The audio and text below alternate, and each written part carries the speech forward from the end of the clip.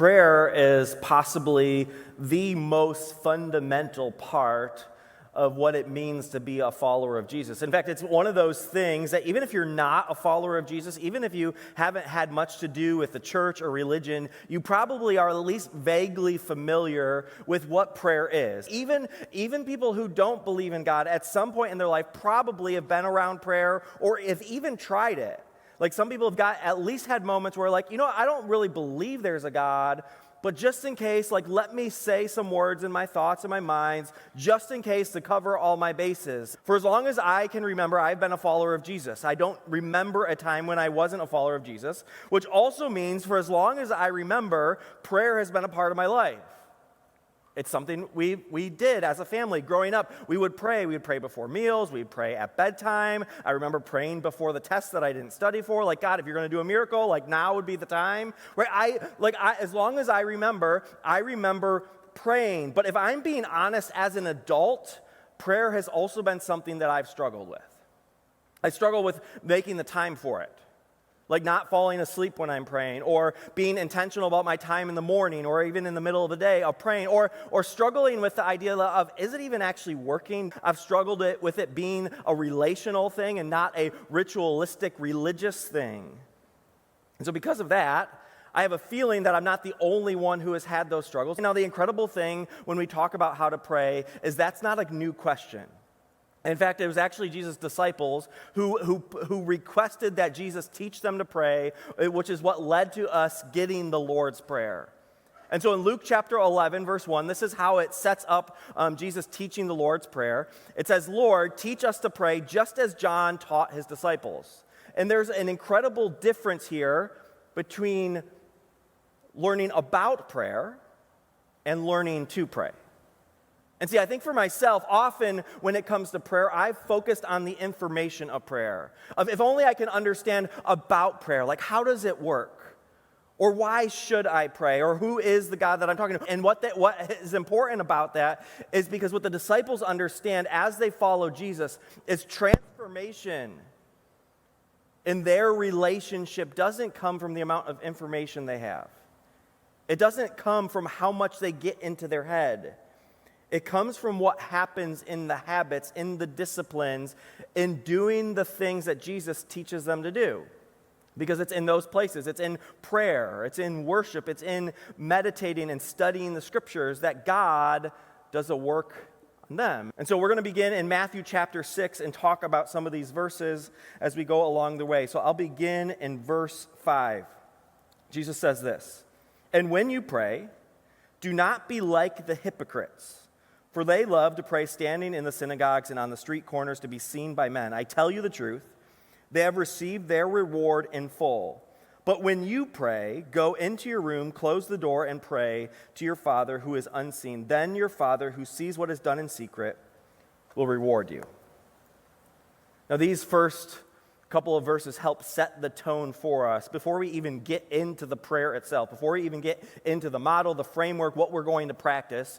Jesus gives us a mindset to carry us into how we think about prayer, to how we think about how we pray and what we pray. And Jesus points this out because prayer can be about ritual or it can be about relationship. For the hypocrites, it was about going through the motions. And not only going through the motions, but would people see them going through the motions?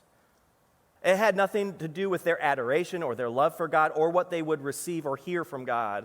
It had everything to do with the appearances. And so Jesus even says, they already have their reward. And some of us have even thought this way about prayer. If only I pray hard enough, if only I say the right words, if only I do this right, then I can get God to be pleased with my performance and then he'll give me what I'm hoping for. But what Jesus wants is something different.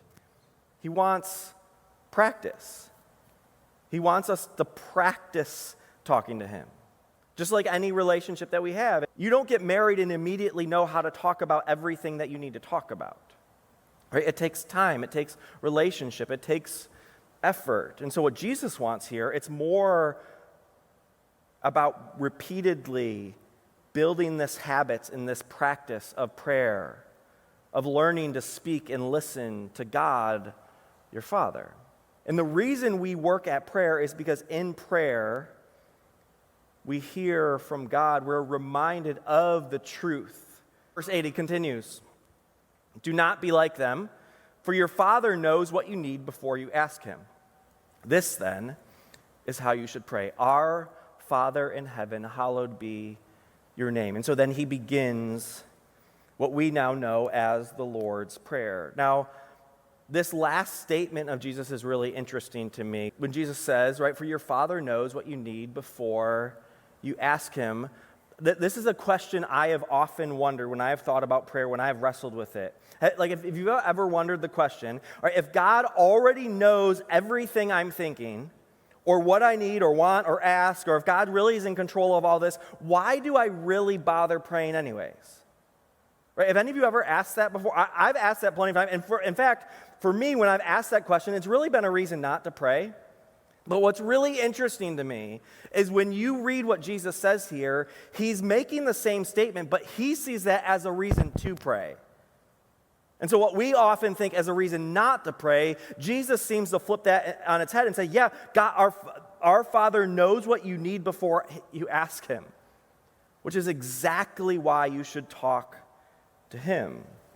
And so Jesus then connects that when he says, "This then is how you should pray," and he begins, "Our Father." See, prayer is a conversation. What Jesus realizes is when we talk to the Father who knows your situation better, also wants to speak to you into your situation. And so why would you not want to talk to the one who knows you better than you know you about your situation? As we speak to God as Father because of the work of Jesus, that's the kind of relationship we have. I think one of the best ways that we can picture this is the way that you can picture a relationship with somebody who's incredibly close to you. And maybe that's a spouse, maybe it's like a best friend, maybe it's your kids. I think you can really get a picture of this really, really well when it comes to how and why we talk to God as Father. This reality that maybe for you as a parent, right, you know things about your kids before they ever knew it. You saw things in them about their giftings, about their wirings, about maybe when things seemed off, that you noticed it a little bit quicker than everybody else. Jesus paves the way and says, we pray, "Our Father in heaven." Why? Because he is making clear the relationship that we have with the Father, the access that we have. This is a kid adoring their dad. Right? If you're a parent, right, and you experience the feeling of coming home from work and your kids run to the door because they've been waiting all day for you to get home, right? That's how this prayer starts. With the adoration. Of course your hands go up in worship. Why? Because Dad's home. Jesus models a relationship with the Father that begins with adoration. A relationship that begins as we acknowledge the God we pray to. And not because God needs it, but he deserves it.